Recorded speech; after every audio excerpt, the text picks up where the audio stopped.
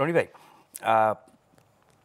ফজলু ভাই যেই জায়গায় শেষ করেছেন ওইটা সূত্র ধরে যদি একটু বলি যে আমরা এই ২৪-এর গণঅভ্যুত্থানের পরে যাদের আস্ফালন দেখছি, সেই অভ্যুত্থানকারী ছাত্র নেতৃত্ব বলি, তাদের নতুন দল বলি, তার সাথে বিভিন্ন ধর্মভিত্তিক সংগঠন বলি, ডক্টর ইউনূস এদের প্রতি অনেক বেশি সহানুভূতিশীল। তার মানে হচ্ছে যে উল্টো রাজনীতির পথে যারা আছেন, আমরা যদি বাংলাদেশের জন্ম, মুক্তিযুদ্ধ ইতিহাস ফজলু ভাইরা যেগুলো তৈরি করেছেন, তার বিপরীত শক্তিকে তিনি ইন্ধন দিয়ে যাচ্ছেন।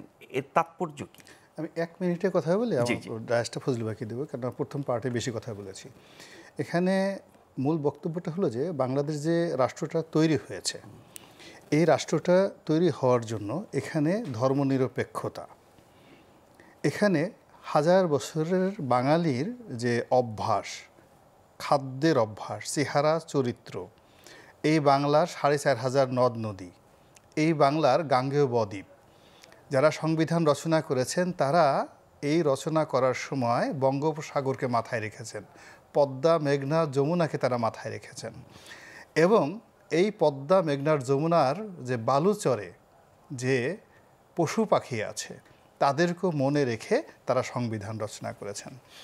ফলে এদেশের যে যুদ্ধ, এই যুদ্ধের সঙ্গে মাটির সম্পর্ক আছে, মায়ের সম্পর্ক আছে, রক্তের সম্পর্ক আছে, বন্ধন আছে, আকাশ আছে, বাতাস আছে, গান আছে, নদী আছে, সমুদ্র আছে। ফলে এই ৯ মাসের যে মুক্তিযুদ্ধের ইতিহাস, এই ৯ মাসের মুক্তিযুদ্ধের ইতিহাসের সঙ্গে ১,০০০ বছরে বাঙালির ইতিহাস জড়িত।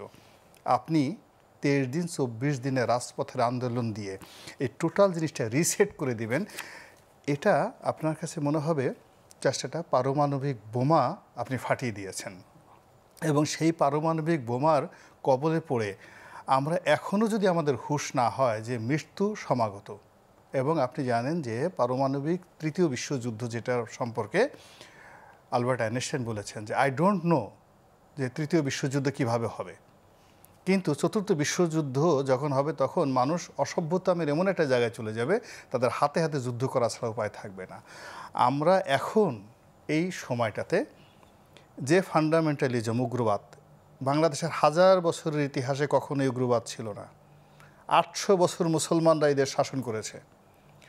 সম্রাট আওরঙ্গজেব যখন দিল্লির সিংহাসনে, তখন ৩৫ লাখ ছিল তার সৈন্যবাহিনীতে। এখন বাংলাদেশ, ভারত, পাকিস্তান মিলিয়েও ৩৫ লাখ সৈন্যবাহিনী ছিল না। ৩৫ লাখ সৈন্যের সেই সম্রাট গ্লোবাল জিডিপির ৩২% শুধুমাত্র দিল্লি সিংহাসন থেকে নিয়ন্ত্রিত হতো। তাকে বলা হতো জিন্দা অলি, তাকে বলা হতো জিন্দা পীর। এবং তিনি যে বই লিখে গেছেন ফতোয়া আলমগীরি, এখন পর্যন্ত মানব জাতির ইতিহাসে ইসলামী জুরিসপ্রুডেন্সের মাস্টারপিস। তার আমলে তার মন্ত্রী, মিনিস্টার থেকে শুরু করা সব কিছু ছিল হিন্দু। এই বাংলায় খোঁজ নিয়ে দেখেন, তখন কোনো উগ্রবাদ ছিল না। এখন বাংলাদেশে যারা করতে চাচ্ছেন তারা কি আওরঙ্গজেবের চেয়ে বড় কিছু হয়ে যেতে চান? এই যে একটা ডেঞ্জারাস, এইটা হলো ইসরায়েলি একটা চক্রান্ত, এটা হলো এদেশকে আইএস বানানোর একটা চক্রান্ত, এদেশকে আফগানিস্তান বানানোর চক্রান্ত।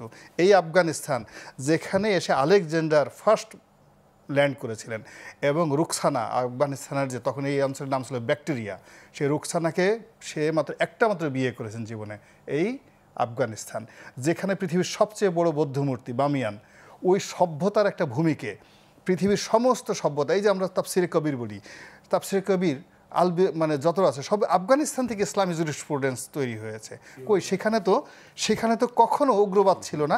এখন এই তালেবান আসলে কোত্থেকে? আর এই বাংলাদেশকে এখন যারা তালেবান বানাতে চাচ্ছেন, মূলত আমাদেরকে শেষ করতে চাচ্ছেন।